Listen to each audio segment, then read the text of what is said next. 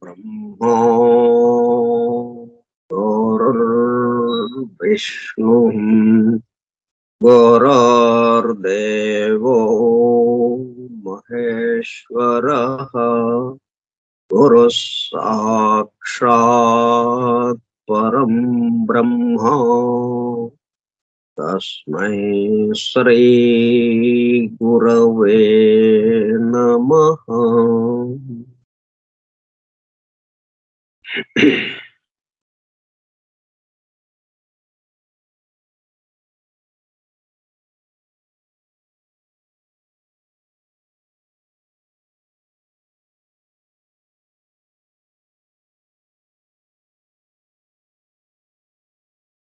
వాసుదేవ హల్లెలూయా. 27/1/2024 శనివారము ఉదయం 10:15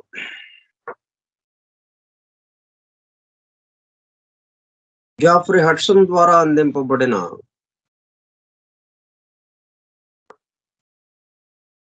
అద్భుత దివ్య గ్రంథము the hidden wisdom in the holy Bible. నిగూఢముగా రహస్యముగా దాగి ఉన్న దైవమే పరిశుద్ధ బైబిల్ గ్రంథము. బైబిల్ రహస్య ప్రకాశము. స్కైప్ గ్రూప్ సోదర సత్యాన్వేషక బృందమునకు స్వాగతం.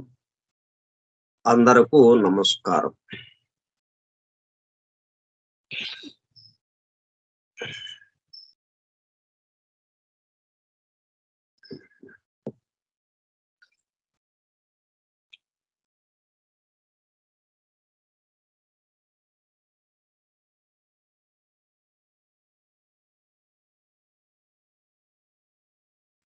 The dangers of misapplied knowledge. ఒకవేళ మనం ఆ జ్ఞానాన్ని విజ్ఞానాన్ని అందుకోగలిగితే, ఆ విజ్ఞానం ద్వారా జ్ఞానాన్ని అనుభూతి చెందితే మనలో మేల్కంచే ఆ మ్యాజికల్ పవర్స్, అతీంద్రియ శక్తులు, అష్టసిద్ధులు లాంటివి ఇవి ఉపయోగించే విషయంలో గందరగోళం పడకుండా, ఒకవేళ ఎక్కువ అవకాశం ఏంటంటే దుర్వినియోగపరచడానికే ఎక్కువ అవకాశం ఉంది కాబట్టి అందుకనే వీటిని చాలా జాగ్రత్తగా భద్రపరిచి అవసరమైన వాళ్ళకి అన్నట్టుగా, వాళ్ళ వరకు అర్హత ఉన్న వాళ్ళకి అందించడము అన్నట్టుగా ఇప్పుడు దాకా ఉంది ఈ పద్ధతి. అందుకని దీన్ని పవిత్ర గ్రంథాల్లో భద్రపరిచారు. ఎట్లాగా? సంకేతమయంగా, సంకేతాత్మకంగా, అర్థవాదాలతో, కథల రూపంలో, పొడుపు కథల రూపంలో ఇట్లాగా మనకు అందనట్టుగా ఇచ్చారు అన్నమాట. అట్లా భద్రపరిచారు వాళ్ళు. ఇప్పుడు మనం ఏం చేస్తున్నామంటే, ఓ పక్కన సీక్రెట్ డాక్టరీన్ దీని గురించి తెలుసుకుంటున్నాం. దాని యొక్క వెలుగులో దాని యొక్క వెలుగులో మనం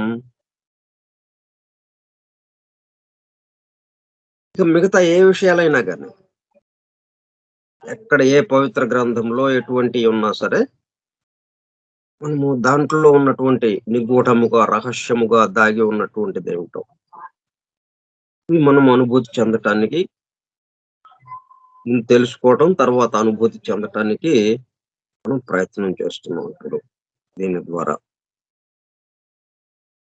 అంటే దీని ఇక్కడ జరుగుతున్నదేంటనమాట, ఏది తెలిస్తే, ఏది తెలియబడితే సర్వము తెలియబడుతుందో, ఆ విద్య నేర్చుకుంటున్నాం మనం ఇప్పుడిక్కడ. ఏది తెలియబడితే సర్వము తెలియబడుతుందో. ఇంకా కొరవేం లేదు మనకిక. ఇంకా తెలుసుకోవాల్సింది లేదు, ఇంకా ఆగిపోతుంది. ఇప్పుడు మనం ఈ ప్రపంచం మీద ఉన్న వాళ్ళందరినీ, ఎవరిని ప్రశ్నించినా సరే, అపర కుబేరుల్ని ప్రశ్నించినా, భిక్షగాడిని ప్రశ్నించినా, ఇట్లా అన్ని రంగాల్లో ఉన్న వాళ్ళని, రకరకాల వాళ్ళని ఎవరిని ప్రశ్నించినా ఏదో వెలితి ఉన్నది, సంతృప్తిగా లేదండి. ఇంకొంచెం ఏదో కావాలి. అందరికీ ఏదో వాళ్ళకి ఉండవలసింది ఉంది. ఇప్పుడు మనం చూడండి మరి, మనం ఉన్నదాంతో సంతృప్తి పడుతున్నామా? లేదు. ఏదో తెలుసుకునే దీని సంగతేంటి? మనది మన స్వస్థితి ఇది కాదు అన్నట్టుగా మనకుంది. కాబట్టి ఆ స్వస్థితి ఏంటసలు? ఇక్కడ ఉన్నదేంటి? అది తెలుసుకోవాలి అన్నది మనకి ప్రశ్న వస్తుంది. ఇట్లా రకరకాలుగా వాళ్ళకి ఎవరికైనా గాని, ఎక్కువ మంది దాదాపుగా ఎక్కడో మనకి మహాత్ములు, ఈ రమణ మహర్షి లాంటి వాళ్ళు, రామకృష్ణ పరమహంస లాంటి వాళ్ళు, ఇట్లా ఆ దైవానుభూతిలోకి వెళ్ళిపోయిన వాళ్ళు తప్ప, మిగతా అందరం కూడా ఏదో వెలితిగా ఉంది, ఏదో కావాలి, ఇంకా కావాలి అన్న దాంట్లోనే ఉన్నాం మనం. ఆ వెలితిని పూర్తి చేసుకోవటానికే మనము ఆ కొరవని, ఆ తరుగుదలని భర్తీ చేసుకోవటానికే, భర్తీ చేయటానికి, ఆ తరుగుదలని, ఆ ఖాళీ బిందెని నింపుకోవటానికి బయట నుంచి నీళ్లు కాదు, మనలోనే ఆ ఫౌంటైన్ ఉన్నది. ఆ ఫౌంటైన్ ఓపెన్ చేయటం. అప్పుడు చిమ్ముతుంది, ఎగజిమ్ముతుంది మనలోనే ఆ అమృతం. మనమే దైవముగా, దైవాంశగా, దైవ అనుభూతిగా అయిపోతాం మనం. వెలితి పూర్తయిపోతుంది. కొరవ పూర్తయిపోతుంది. ఇట్లా ఆ పద్ధతిలో మనం ఇక్కడ నేర్చుకోవడానికి ప్రయత్నం చేస్తున్నాం.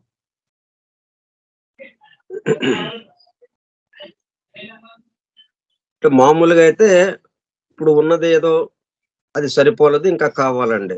సరే, ఇంకోటేదో ఇచ్చాము. మళ్ళీ ఇది కాకుండా ఇంకోటేదోనండి. సరే, అది ఇచ్చాము. ఇంకా దానికి అనంతం అన్నమాట అది. మనది అట్లా కాకుండా ఇక్కడికిక్కడే ఆగిపోయేటట్టుగా. ఇది ఇస్తున్నాం మీకు. చాలండి. ఆ అనుభూతిలోకి వెళ్ళిపోయాం మేము. దైవముగా ఉన్నాము. సమస్తము దైవ స్వరూపముగా కనిపిస్తోంది. ఇంకేం కావాలి మనకి అన్నట్టుగా అన్నమాట. సరే.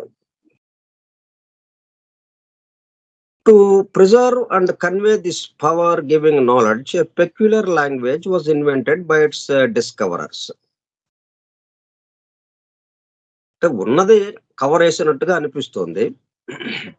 అంటే కవర్ వేసి ఉందా ఇది? మనం ఐసిస్ అన్వెయిల్డ్ అని అంటున్నాం. అంటే తెర వేసి ఉందా? తెర ఏం లేదు. తెర వేసి ఉన్నట్టుగా ఎవరికుంది? చూసేవాడికుంది. మనకుంది గాని అక్కడ తెర ఉందండి. అక్కడ తెర లేదు. చక్కగా ప్రకాశిస్తూ ఉంది. సూర్యుడు ఎట్లాగైతే చక్కగా ప్రకాశిస్తూ ఉన్నాడో,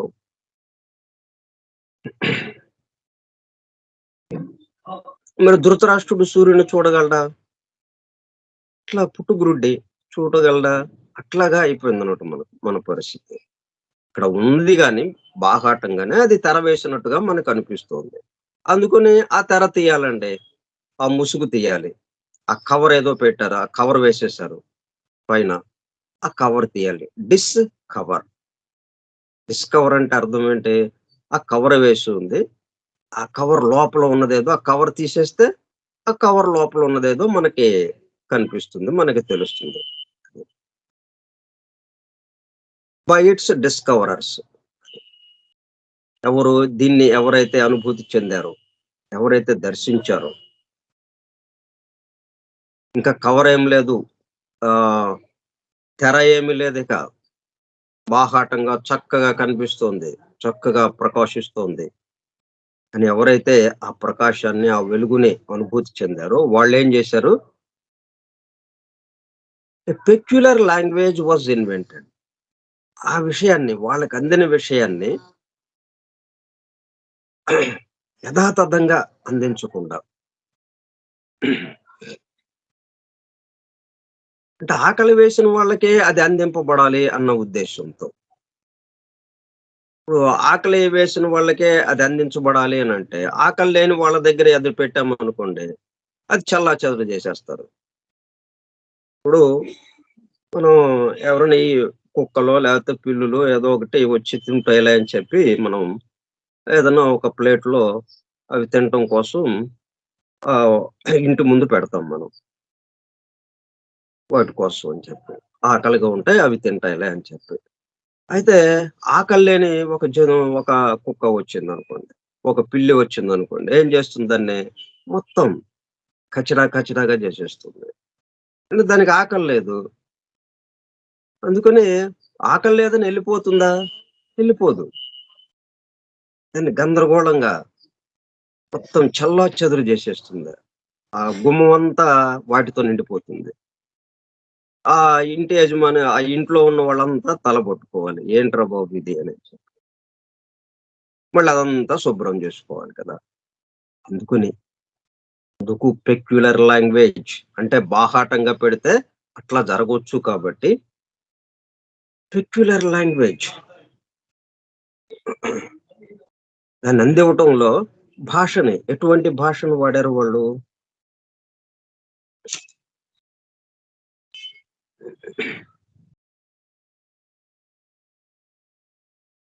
హుహు.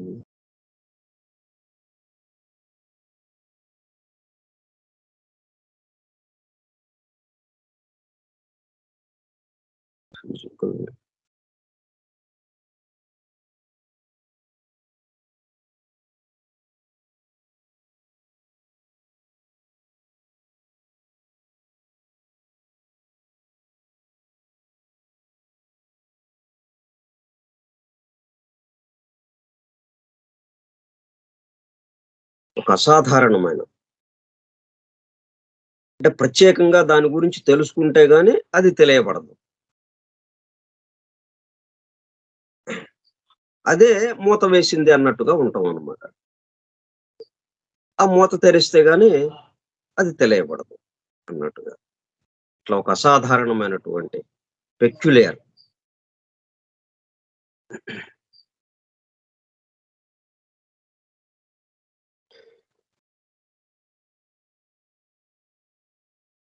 పెక్యులియర్ భాషలో ఒక అసాధారణమైన భాషలో అది మనకందించారు.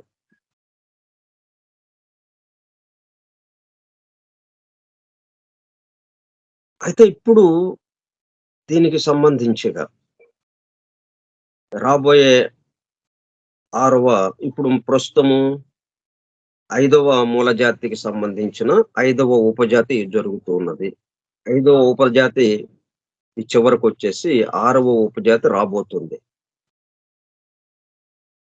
కాబట్టి ఇక ఇప్పుడు ఈ సంధి యుగంలో ఇక్కడ ఏం జరిగింది? అదే మొన్న అడిగి ఇచ్చేసాను.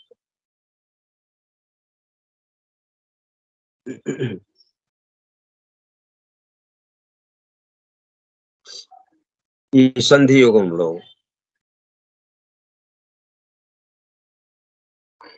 ఇది ఇక రహస్యంగా ఉంచాల్సిన అవసరం లేకుండా ఏది చేసింది, ఈ శాస్త్ర సాంకేతిక రంగాలు చేసినాయి. దాంట్లో అనూహ్యంగా ఎంతో వేగవంతంగా ముందుకు వెళ్ళేటప్పుడు కల్లా శాస్త్ర సాంకేతిక రంగాలు.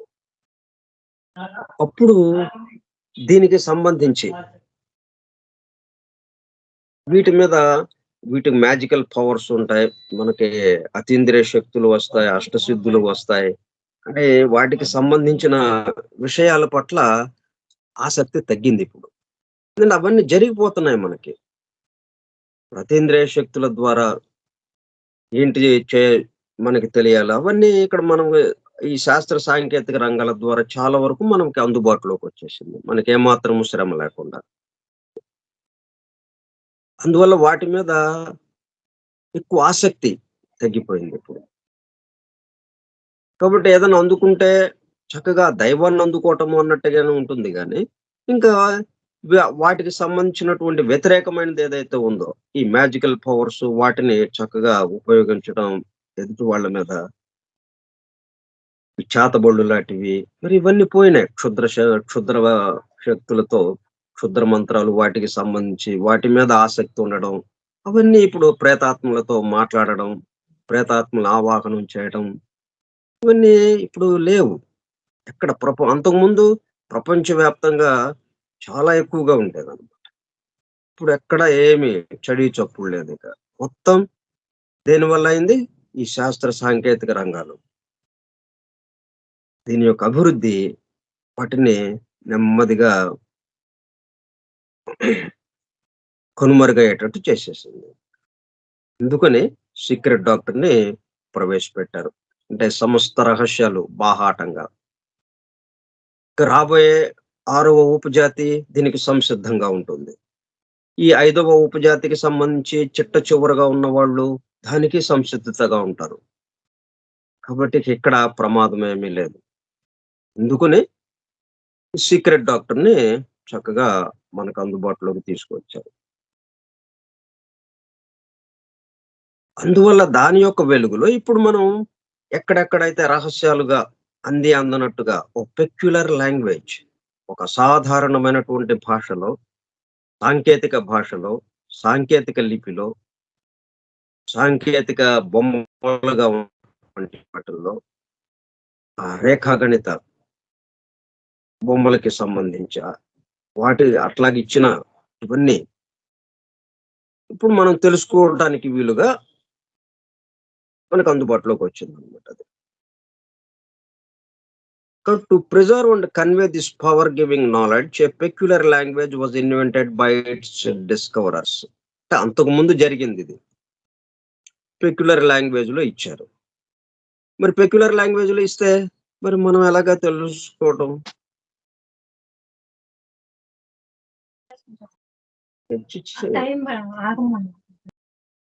సరే అయితే చెప్పమను. ఇద్దరు తెచ్చి ఇక్కడ ఉంచి ఈ గదిలో పెట్టాను. వాళ్ళకి కావాల్సినవి తీసుకెళ్తారు. ఇక్కడ పెట్టామని చెప్పేసి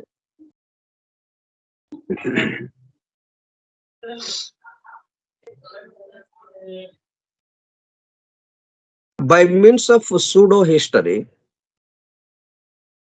allegory and symbol, this information is at the same time both revealed and concealed. ఎట్లాగా అందించారు? చారిత్రాత్మకంగా చారిత్రక సంఘటనలుగా ఒక చరిత్రకి అంటే జరుగుతున్న సంఘటనలు ఒక క్రమ పద్ధతులు అందించినట్టుగా చారిత్రక సంఘటనలుగా మనకి అందించినట్టుగా మనకు భావం కలుగుతుంది. ఇప్పుడు ఏ పవిత్ర గ్రంథం చదివినా, ఏ పురాణం చదివినా ఇదిగో ఈ రాజు ఎన్నాళ్ళు పరిపాలించాడు అంటారు. ఈ బైబిల్ అంతా రాజులు, చక్రవర్తులు, ఆ తెగలు వీళ్ళందరూ ఎక్కడి నుంచి ఎక్కడికి వెళ్ళారు, ఎలాగా జీవించారు, ఇట్లాగా ఒక క్రమ పద్ధతిలో అప్పటి నుంచి ఇప్పుడు దాకా ఎట్లా జరిగింది అన్నట్టుగా ఉంటుంది మనకి. చూడంగానే ఒక చరిత్ర, ఒక సోషల్ సాంఘిక శాస్త్రం చదువుతున్నట్టుగా ఉంటుంది మనకి.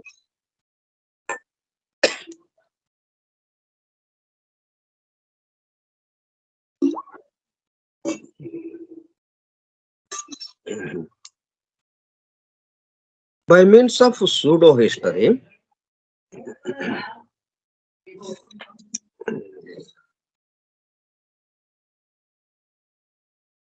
అంటే ఊరికే పైనేమో అట్లాగా అనిపిస్తుంది మనకి. కానీ వాస్తవంగా యథార్థంగా చూస్తే ఈ సృష్టి ఎట్లాగా వస్తుంది?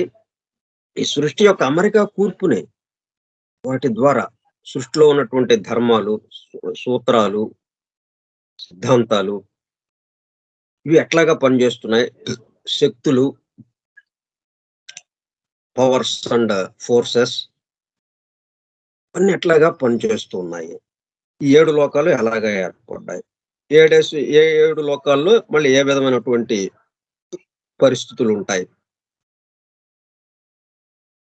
మరలా ఏకత్వం నుంచి అనేకత్వానికి ఎట్లాగా పరిణమిస్తుంది? ఈ అనేకత్వం నుంచి మళ్ళీ ఏకత్వానికి ఎలాగా పరిణమిస్తుంది?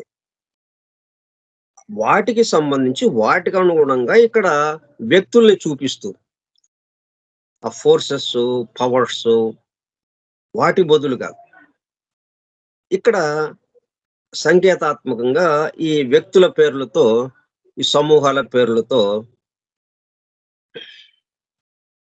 మనకి ఈ బైబిల్ అని గాని ఒక పవిత్ర గ్రంథాలన్నిట్లోనూ ఇచ్చిన విషయాలు అట్లాగా ఇచ్చారనమాట.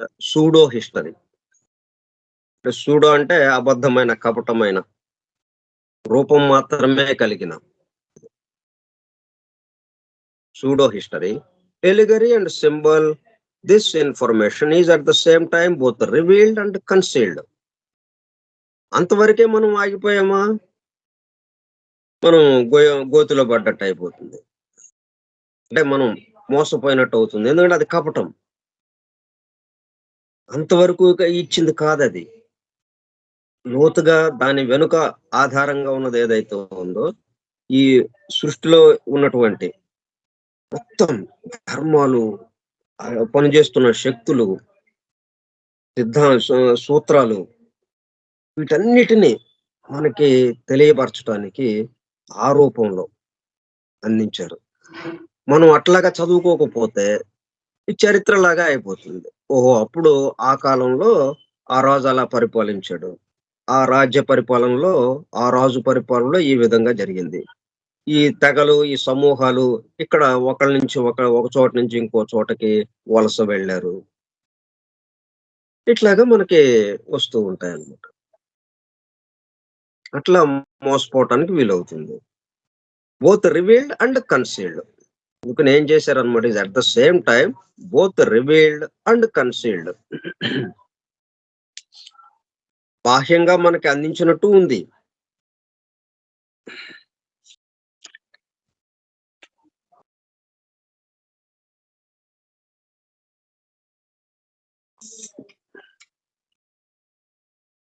మళ్ళీ అదే సమయంలో మరుగు దాచిపెట్టేసినట్టు అయిపోయింది, మరుగుగా ఉంచినట్టు అయిపోయింది. దాని మీద ఒక వస్త్రం కప్పేసినట్టుగా, ఒక తెర వేసేసినట్టుగాను అయిపోయింది. అక్కడ తెర వేసినట్టుగా, తెర వేసి ఉందండి అని అంటున్నాం, మనకేం తెలియటం లేదండి. veiled in allegory and symbols. మరి అట్లాగని చెప్పలేదా మనకి? మొత్తం చెప్పారు. రివీల్డ్ మొత్తం బాహాటంగా ప్రదర్శించి చూపుతున్నారు, బహిరంగంగా చెప్తున్నారు, బహిరంగంగా చెప్పారు. అవన్నీ విషయాలు, సృష్టికి సంబంధించిన సమస్త రహస్యాలు చెప్పుతూనే ఉన్నారు అక్కడ. కానీ మనం అర్థం చేసుకోవటంలో అది పైన తెర వేసినట్టుగా మనకు అనిపిస్తుంది. ఎందుకంటే వాటితో అన్వయించుకుంటూ మనం ఇది చదవటం లేదు. ఈ సృష్టి రహస్యాలు, ఇవి వేరియస్ ఫోర్సెస్ అండ్ పవర్స్, ఇవి ఎట్లాగా పనిచేస్తూ ఉన్నాయి, వాటికి ప్రతీకగా ఇక్కడ వ్యక్తుల్ని వాడారు. వ్యక్తుల్ని సింబల్ గా, సంకేతంగా సంకేతించారు. ఇక్కడ ఒక భావానికి, ఒక గుణానికి సంకేతంగా ఇక్కడ ఒక వ్యక్తిని ఉంచారు ఈ కథలో.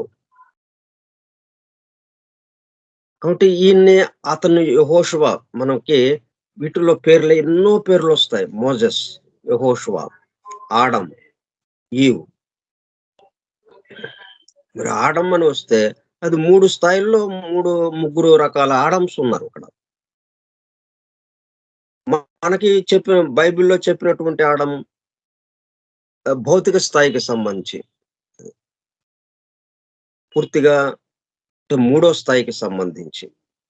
అక్కడి నుంచి మొదలుపెట్టారది.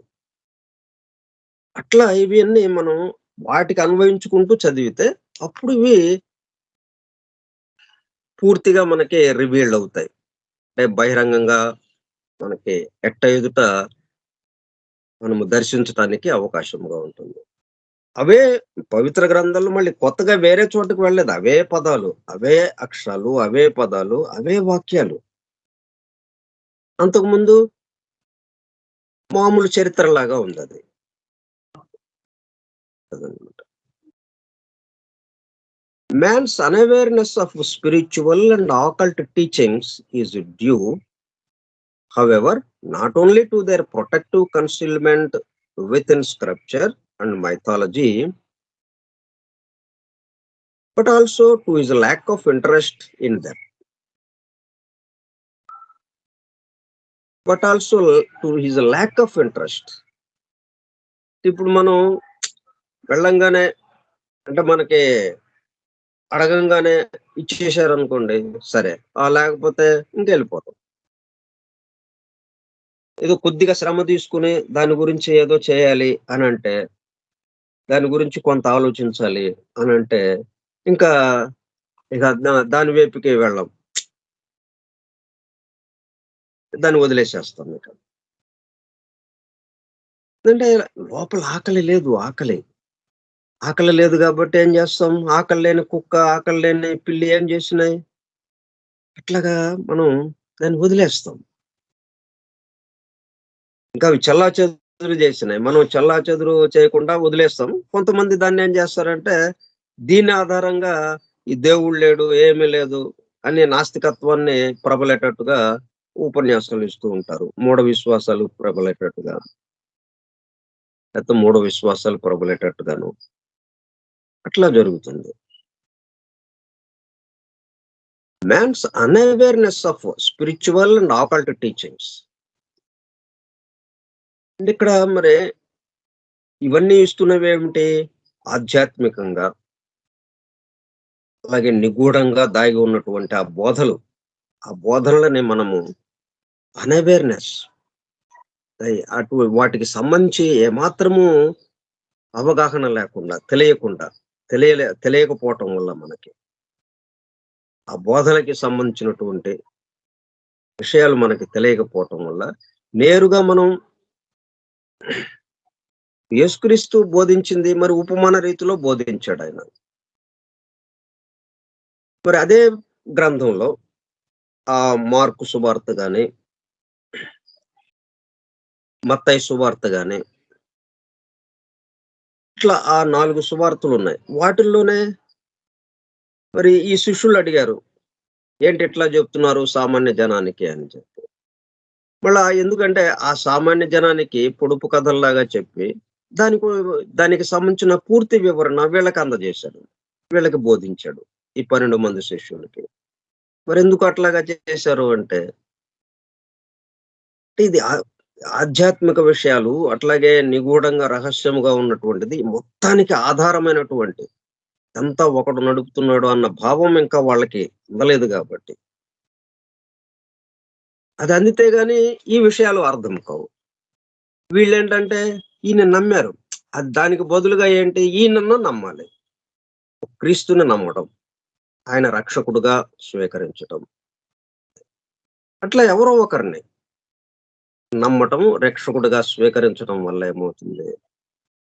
అప్పుడు ఈ దైవము అన్న విషయంలోకి వెళ్ళటానికి వీలవుతుంది మనం. ఎదురుగా ఒక మహాత్ముడినో, ఒక గొప్ప వ్యక్తినో మనము నమ్మకుండా నేరుగా దైవానికి వెళ్ళాలి అంటే మనకి సాధ్యపడే అంశం కాదది. అందువల్ల ఇటు ఆధ్యాత్మికంగా తర్వాత నిగూఢముగా, రహస్యముగా దాగి ఉన్నటువంటి ఆ బోధలు, వాటి పట్ల అవగాహన లేకపోవడం వల్ల ఈ మానవాళికి మ్యాన్స్ అన్అవేర్నెస్. దాని గురించి తెలుసుకోకపోవటం వల్ల, ఎరగకపోవటం వల్ల, అది ఉంది అన్నట్టుగా కూడా తెలియదు మనకి. అన్నట్టుగా ఉండటం వల్ల దానివల్ల ఏమైంది? Not only to their protective concealment within scripture and mythology. అందువల్ల ఇది ప్రొటెక్టివ్‌గా దాయబడి ఉందన్నట్టుగా ఉంది. వాస్తవంగా అయితే అక్కడ దాయబడి లేదు గదా! మరి మనం గూడా చదువుతున్నాం గదా అది. మనం గూడా చదువుతుంటే జాఫ్రీ హడ్సన్ చదివితే ఇన్ని చక్కగా దర్శనాలిచ్చినాయిగా అవే వాక్యాలు. ఈయన వేరే కొత్తగా వాక్యాలేమి చదవలేదు గదా! సామాన్య జనులు చదువుకునే బైబిల్‌నే ఈయన గూడా చదువుతున్నాడు. అద్భుతంగా ఆ దర్శనమిచ్చినాయి అవన్నీ. ఆ వ్యక్తులు మొత్తం వ్యక్తులుగా కాకుండా ఆ శక్తులుగా, ఆ వెలుగులుగా, ప్రకాశమానంగా ఏవేవైతే ఏ పద్ధతిలో అయితే అవి జరుగుతున్నాయో అవన్నీ అట్లాగా ఆయనకి దర్శనమిచ్చినాయి. అలాగే ఎకిరాల కృష్ణమాచార్య గారు భాగవతం చదివారు. మరి భాగవతము ఎంతమందిమి చదువుతున్నాము, ఎన్ని సంవత్సరాల నుంచి. పోతన భాగవతం వచ్చిన దగ్గర నుంచి, అంతకుముందు వ్యాసుల వారి భాగవతం ఉంది 5000 సంవత్సరాలు. పోతన భాగవతం వచ్చిన దగ్గర నుంచి తెలుగులో మనము ఎంతమందిమి చదివాం మరి. కానీ ఎకిరాల కృష్ణమాచార్య సీక్రెట్ డాక్టర్‌ని దర్శనమిచ్చిన తర్వాత భాగవతాన్ని చదివాడు. చదివేటప్పుడు కల్లా మొత్తం దర్శనమిచ్చింది. వాటి యొక్క వెనుక ఉన్నటువంటిదేంటో. అంటే యథార్థ రూపంతో దర్శనమిచ్చినాయి మనకి. పైన తొడుగు తీసేసినట్టుగా అన్నట్టుగా.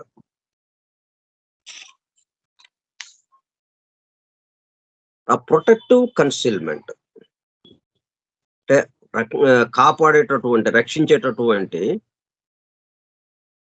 దాన్ని రక్షించడం కోసము దాయబడి ఉన్నది ఏదైతే ఉందో, not only to their protective concealment within scripture and mythology. పురాణ కథలు గాని, పవిత్ర గ్రంథాలు గాని, వాటిల్లో ఉన్నయన్నీ ప్రొటెక్టివ్ కన్సీల్‌మెంట్. ఇట్లాగా నేరుగా చదవంగానే అర్థమైపోవటము అన్నట్టుగా కాకుండా, ఏదో దాయిచ్చినట్టుగా, మరుగు పెట్టేట్టుగా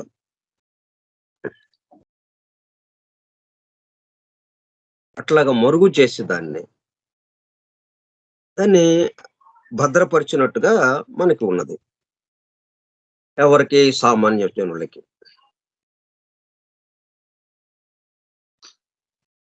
మరి వీళ్ళకి ఎకరాల కృష్ణమాచార్య, మరి జాఫ్రీ హడ్సన్, వీళ్ళిద్దరూ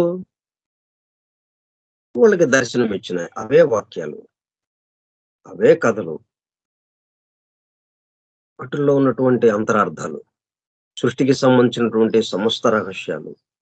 భాగవతం మనకి శుక్ర శోణితాలు కలిసిన దగ్గర నుంచి, ఒక బిందువుగా ఏర్పడిన దగ్గర నుంచి, ఒక బుడగగా ఏర్పడిన దగ్గర నుంచి, అది క్రమక్రమంగా అభివృద్ధి చెందుతూ చివరికి ఒక శిశువుగా రూపొంది 10 నెలలకి ప్రసవింపబడడం తల్లి గర్భం నుంచి. మొత్తం చరిత్ర ప్రతి నెలకి, ఒక్కొక్క నెలకి ఏ పద్ధతిలో అది వృద్ధి చెందుతూ ఉంటుందో లోపల ఉన్న పిండం, ఆ పిండం యొక్క స్థితులు, వాటినే కథల రూపంలో మనకు అందించారు. అవన్నీ ఈయనకి దర్శనమిచ్చినాయి. మనం మామూలుగా చూస్తే అసలు మనకి దానికి సంబంధం ఉన్నటువంటిది. ఎక్కడో జరుగుతున్న కథల్ని మనము చెప్పుకుంటున్నట్టుగా ఉంటుంది. ఎక్కడో ఎప్పుడో జరిగిన కథలు అన్నట్టుగా ఉంటాయి. పురాణ కథ తీసుకున్నాం అనుకోండి, ఎప్పుడో వేల సంవత్సరాలు, లక్షల సంవత్సరాల క్రితం అప్పుడు జరిగింది అంతే. కానీ ఏంటివి? అనుక్షణము నిన్న జరిగింది, ఈరోజు ఈ క్షణం జరుగుతోంది, రేపు జరుగుతుంది. ఎల్లప్పుడూ జరుగుతాయి అవి. అదే పద్ధతిలో. ఇవి మనకు అందించిన ఈ పురాణాల ద్వారా, ఈ పవిత్ర గ్రంథాల ద్వారా ఎల్లప్పుడూ జరిగేవి. మనం ఇట్లాగా ఈ బోధల్ని మనం చెప్పుకుంటున్నాము, వింటున్నాము. ఇది కూడా ఆ పద్ధతి ప్రకారమే. సృష్టిలో ఉన్న పద్ధతి ప్రకారమే ఇక్కడ కూడా జరుగుతోంది. ఇట్లా ఏ కార్యక్రమమైనా గాని, ఎక్కడిది ఏది చూసుకున్నా గాని సృష్టిలో ఉన్న విషయాన్ని బట్టే. అందుకని మనకేమో ప్రొటెక్టివ్ కన్సీల్‌మెంట్ అంటున్నాం. అక్కడేమి భద్రంగా దాయబడలేదు, పోవడం. మరి భద్రంగా దాయబడితే వాళ్ళకెలాగా అందిందది? కాబట్టి ఇక్కడ ప్రొటెక్టివ్ కన్సీల్‌మెంట్‌గా ఉంది. అంటే దాన్ని రక్షించడం కోసము మరుగు చేశారు దాన్ని. బాహాటంగా లేకుండా, బాహ్యంగా మనకి తెలియకుండా కప్పేసి ఉంచారు. దాచి ఉంచారు. ఎందుకు? దాన్ని రక్షించడం కోసం. అంటే ఎవరు పడితే వాళ్ళు దాన్ని ఉపయోగిస్తూ దుర్వినియోగం చేయటం గాని, లేతే దాన్ని పాడు చేయటం గాని, నాశనం చేయటానికి గాని ఇట్లాగా ప్రయత్నం చేస్తారేమో అన్నట్టుగా. దానికి అవసరమైన వాళ్ళే ఎవరికైతే ఆకలిగా ఉందో, ఆకలిగా ఉన్న వాళ్ళకి అది అందింపబడటం అన్నట్టుగా, వాళ్ళకది అందింపబడుతుంది అన్నట్టుగా అది దాయబడి ఉంది. దాచి ఉంచబడింది రక్షణగా. But also to is a lack of interest in them. ఎందుకు అట్లాగా దాయబడి ఉంది? ఇంట్రెస్ట్ లేకపోవటం వల్ల. అన్‌అవేర్‌నెస్. దాని పట్ల అవగాహన లేకపోవడం, దాని పట్ల శ్రద్ధ లేకపోవటం. Lack of interest in them. మరెందుకు లేదు మనకి? కొంతమందికుంది, కొంతమందికి లేదు. ఇది గూడా సృష్టిలో సహజమైన విషయం.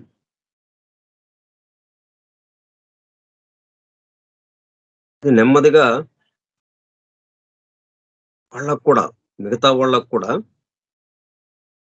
దాని పట్ల అవేర్‌నెస్, దాన్ని తెలుసుకోవడము, తెలుసుకున్న తర్వాత దాన్ని అనుభూతి చెందటం. దాని పట్ల తెలుసుకున్న తర్వాత ఏమిటవుతుంది? దాని పట్ల శ్రద్ధ ఏర్పడడం, ఆసక్తి ఏర్పడడం, తరువాత దానిగా మారిపోవటం. దాన్ని అనుభూతి చెందటం. ఇది అందరము వరుసలో వస్తాం. అయితే ఇప్పుడేమవుతుందంటే, ఇప్పుడు ఇట్లాగా బాహాటంగా ఉంచటం వల్ల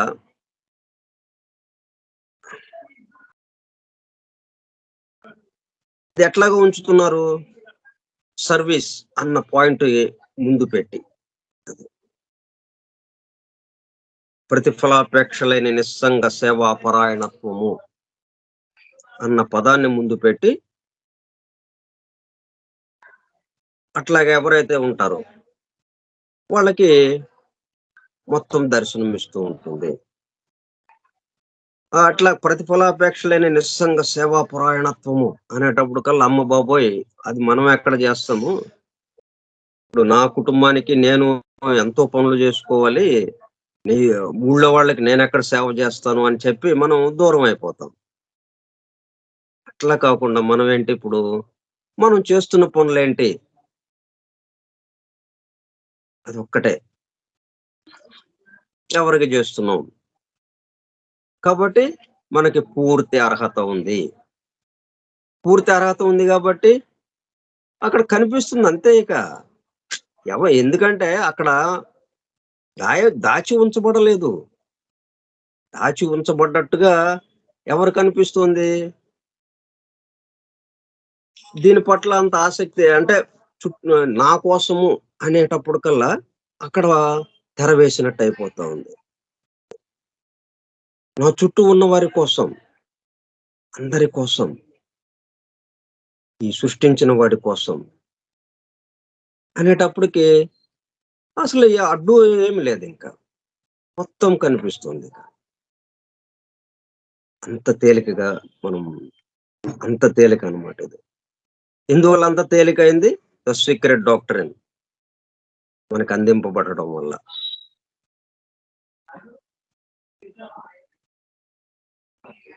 humanity at this phase of its evolution is, ప్రస్తుతము మానవాళి యొక్క దశ, ఈ పరిణామంలో వికాస దశ, ప్రస్తుతం ఉన్న వికాస దశను అనుసరించి not unnaturally more interested in the material world. అంటే సాధారణంగా ఏంటి, ఇప్పుడు కలియుగం జరుగుతుంది. కలియుగ లక్షణం ఏంటి?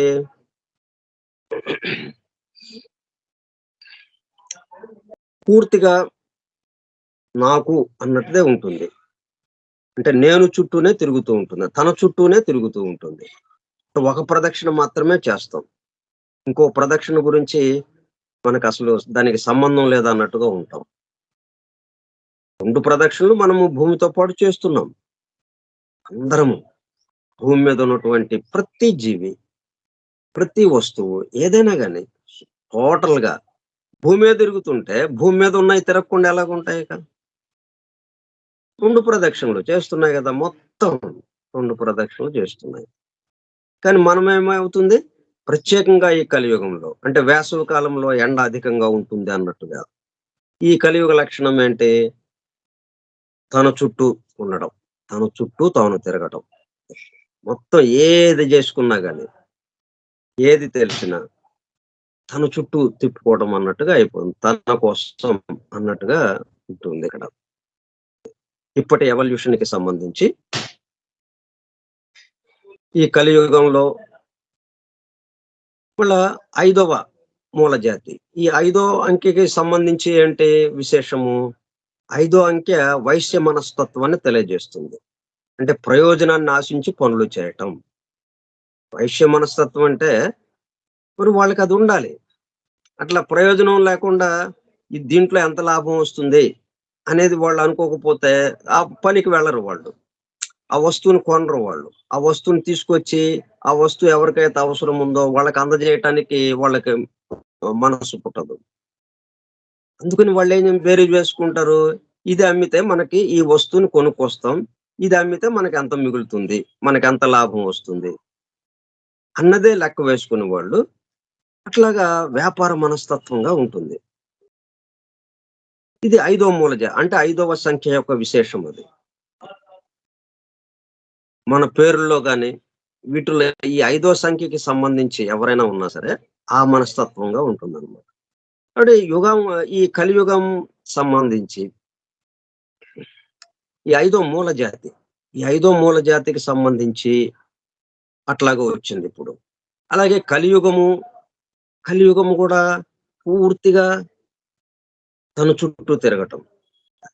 కాబట్టి 2 కలిసిపోయి మరింత ఎక్కువగా అయిపోయింది అనమాట. నా కోసం, తన కోసం అన్నది పూర్తిగా ఇక ఎంతవరకు వెళ్ళాలో అంతవరకు వెళ్ళినట్టుగా ఉందన్నమాట ఇప్పుడు అది. At this phase of its evolution is not unnaturally more interested in the material world. కాబట్టి ఏంటనమాట, పూర్తిగా భౌతిక విషయాల పట్ల ఆసక్తి, భౌతిక సుఖాలని అనుభవించటం, ఎంజాయ్ చేయటం అన్నట్టుగా వీళ్ళకి ఆ భావాలు ఉంటాయి. పూర్తిగా భౌతిక స్థాయికి, అంటే పూర్తిగా దిగువకి వచ్చేసినట్టుగా అనమాట, స్థూలానికి వచ్చేసినట్టుగా ప్రస్తుత స్థితి ఉన్నది. మరి ఇట్లాగా ఉన్న దాని మీదట ఇట్స్ ప్లెజర్స్ అండ్ రివార్డ్స్, ఆ మెటీరియల్ వరల్డ్, ఆ భౌతిక ప్రపంచానికి సంబంధించి భౌతిక సుఖాలు, వాటికి సంబంధించి ప్లెజర్స్ అండ్ రివార్డ్స్ అంటే ఆహ్లాదంగా, ఆనందాన్ని కలిగించేవిగా, వినోదం కలిగించేవిగా ఏముంటాయో వాటికేసే వెళ్తుంటాం. అండ్ రివార్డ్స్ అంటే మనకి ప్రతిఫలం ఎంత మనకు వస్తుంది. ఇట్లా ప్రతి విషయంలో కూడా వ్యాపార మనస్తత్వంగా నాకేంటి, నాకెంత మిగులుతుంది దీంట్లో, అంటే ఇన్ టర్మ్స్ ఆఫ్ మనీగా ఆలోచిస్తూ. ఎందుకంటే ఈ మనీతో మనం మళ్ళీ సుఖాలు కొనుక్కోవచ్చు, ఆనందాన్ని కొనుక్కోవచ్చు మనం. అన్నట్టుగా ఆ భావంలో పూర్తిగా భౌతిక సుఖాల పట్ల ఆసక్తి కనబరుస్తూ వాటి కోసం పనిచేస్తూ ఉండడం ప్రస్తుతం ఉన్న పరిస్థితి. Humanity at this phase of its evolution. ఎందుకంటే ఒక పక్కన కలి కలియుగము, ఒక పక్కన ఆ ఐదవ మూల జాతి, అదే మళ్ళీ ఆరో మూల జాతి గాని, లేకపోతే ఆరవ ఉపజాతి గాని, అంటే ఐదో మూల జాతిలో మళ్ళీ ఎట్లా ఉన్నాము, ఐదో ఉపజాతిలో ఉన్నాము. చూడండి మళ్ళా ఐదో మూల జాతి, ఐదో ఉపజాతి, కలియుగము, ఈ మూడు కలిసి పూర్తిగా వాళ్ళందరినీ తన చుట్టూ తిరిగేటట్టు చేసేస్తుంది ఇక్కడున్న పరిస్థితి.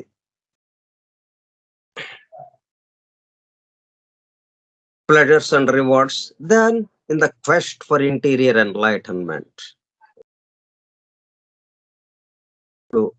వరల్డ్లీ పొజిషన్స్ అని మనకి ఒక పదం ఉంది, ఒక వరల్డ్లీ పొజిషన్స్, ఈ భౌతిక సంబంధాలు, వీటి పట్ల ఎక్కువగా ఆసక్తితో ఉంటాము.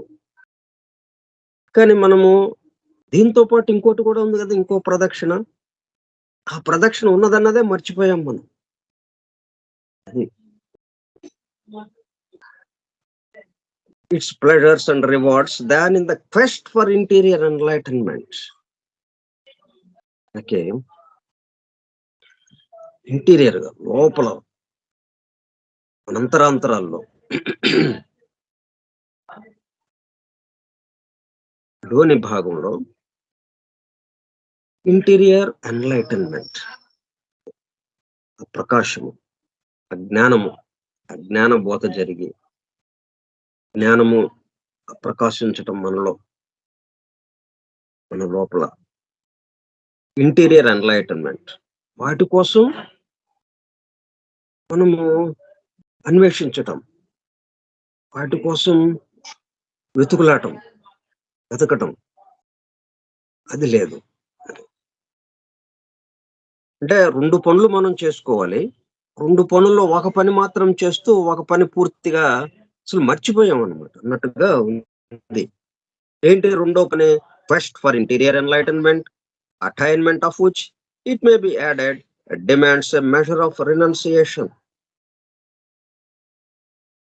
తద్వారా సన్యసించటము అన్నట్టుగా. సన్యసించడం అంటే ఈ పనుల పట్ల ఉన్న మన భావాన్ని, ఇది నా కోసం అన్న భావాన్ని సన్యసించడం, అంతేగాని మిగతా ఏవి సన్యసించడం కాదు. మరి సన్యసించడం అయితే భగవద్గీత బోధించిన తర్వాత, భగవద్గీతను విన్న తర్వాత యుద్ధం చేశాడు. మరి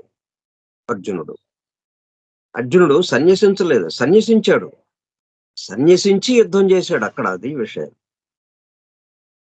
దాని పట్ల ఉన్న భావాన్ని సన్యసించి